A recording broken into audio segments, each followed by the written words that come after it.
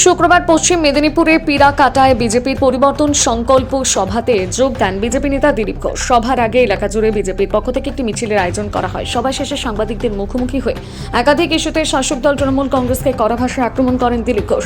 তিনি বলেন, বামেরা এখন নিজেদের অস্তিত্ব রক্ষার জন্য নানা কৌশল নিচ্ছে।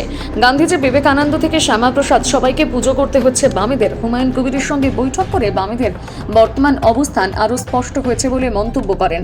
এছাড়াও এসআইআর প্রসঙ্গে একাধিক মন্তব্য করেছেন দিলীপ ঘোষ। কি বলেছেন আপনাদের সামনে তুলে ধরছি। আজকের এই পরিবর্তন সভার প্রধান বক্তা সম্মানীয় দিলীপ ঘোষ মহাশয়কে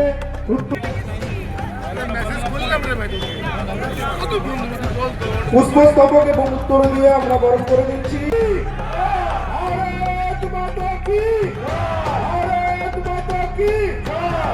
প্রিয় নেতা উপস্থিত আছেন, ভোট কি বড় বালাই যে বামেরা গান্ধীর বিপক্ষে সবসময় বলে যাবে? খালি গান্ধীজি নয়, বিবেকানন্দ নয়, শ্যামাপ্রসাদেরও পুজো করতে হবে বামেদের অস্তিত্ব বাঁচাবার জন্য। তারা যদি গিয়ে হুমায়ুন কবিরের সঙ্গে বসে মিটিং করতে পারেন, সব করতে পারেন। যেমন সময় খারাপ পড়েছে, ওয়াক্ত পড়ে বাঁকা তো গাধা কেউ কহে কাকা, সবকে বলতে হবে। দাদা, এসআইআর এর মৃত্যুর কোনো প্রমাণ এখন অব্দি নেই, তা সত্ত্বেও এসআইআর এর মৃতদের নিয়ে আন্দোলনে দিল্লিতে এসআইআর এর নাম শুনে টিএমসি মনে মনে মরে গেছে। তাই যে মরছে তাকে এসআইআর এর সঙ্গে জুড়ে দিচ্ছে।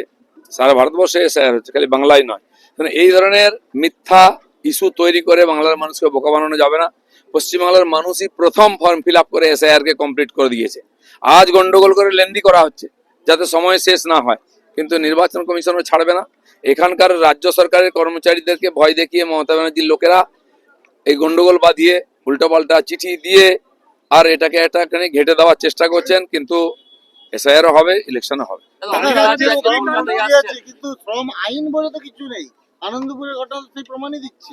কোনো আইনই নাই পশ্চিমবাংলা, আবার আইন কি? টিএমসি যেটা বলবে সেটাই আইন। দাদা, রাজ্যপাল বলেছেন নাজিরাবাদের অগ্নিকাণ্ড নিছক দুর্ঘটনা নয়, সঠিক তদন্ত প্রয়োজন এবং ভবিষ্যতে যাতে এই ধরনের ঘটনা না ঘটে তার জন্য কড়া পদক্ষেপ প্রয়োজন। দেখুন, যে কোম্পানি বলছে দায় নাই, তার প্রধান দিল্লিতে গিয়ে এই সরকারের প্রতিনিধির সঙ্গে মিটিং করছেন, তাদের সঙ্গে থেকে এই ব্যবসা করে খাচ্ছেন।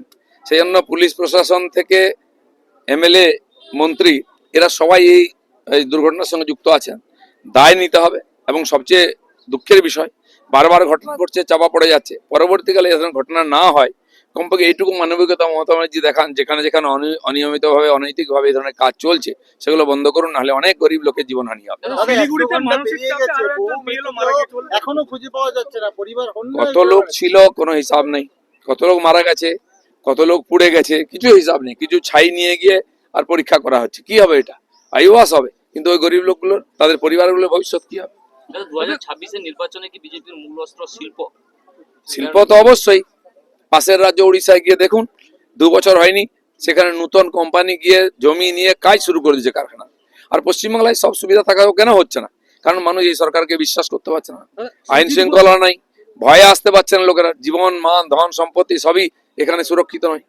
সুজিত বসু বলেছে যে ওই নাজিরাবাদে দমকল বিভাগ তৎপরভাবে কাজ করেছে, যখনই খবর পেয়েছেন দমকল কর্মীরা ঘটনাস্থলে পৌঁছেছে, তবে যারা ব্যবসা করছে তাদেরকে সতর্ক থাকা উচিত। না, পৌঁছেছে তো এত লোকের জীবনহানি হলো কেন? তার দায়টা কে নেবে? অবৈধ নির্মাণ হবে, অবৈধ ব্যবসা হবে, আপনারা কাটমানি খাবেন, আর তারপরে সাধারণ মানুষ মারা যাবে, দিয়ে একটা কিছু না কিছু আর দোহাই দিয়ে দেবেন। এ তো চলতে পারে না। বারবার একই ঘটনা ঘটছে। শিলিগুড়িতে একজন বিএলও মারা গিয়েছে বলে দাবি করা হচ্ছে মানসিক অবসাদে। না, রোজই বিএলও মারা যাচ্ছে। আজকে এখানে কত লক্ষ কর্মচারী আছেন, কেউ যদি মারা যায় সেসব এসআইআর সঙ্গে যুক্ত করে দেবে? এটা হতে পারে নাকি? নির্বাচন কমিশন না, ইলেকশন এলে এরকম ছাড়াছাড়ি ধরাধরি চলতেই থাকে। কেউ কারোর সঙ্গে যেতে পারে, আমরাও দেখতে যাইছি কে কি করছে। নির্বাচন কমিশনকে আর কয়েকদিন আগে আবার ফুল বেঞ্চে বসতে হচ্ছে, আজ মাত্র কয়েকদিন তো বাকি আছে। না, পশ্চিমবাংলায় যেভাবে এই একটা অব্যবস্থা তৈরি করেছেন মমতা ব্যানার্জি এবং তার নেতারা ইচ্ছাকৃতভাবে চাইছেন না এসআইআরটা কমপ্লিট হোক, চাইছেন না বহু ভোটার বাদ যাক। তাই নির্বাচন কমিশনকে বিশেষ সময় দিয়ে অফিসারদের পাঠিয়ে এটা করার চেষ্টা হচ্ছে। কিন্তু যারা করছেন, এখানকার কর্মচারীরা পুরোটা এসআইআর পরিচালনা করছেন, তারা যদি সহায়তা না করে, তারা যদি কাজ না করে, ইচ্ছা করে বাধা দেয়, তাহলে কি করে কমপ্লিট হবে? তাহলে ওটাই হবে, সময় শেষ না হলে রাষ্ট্রপতি শাসন হবে। দাদা আজকে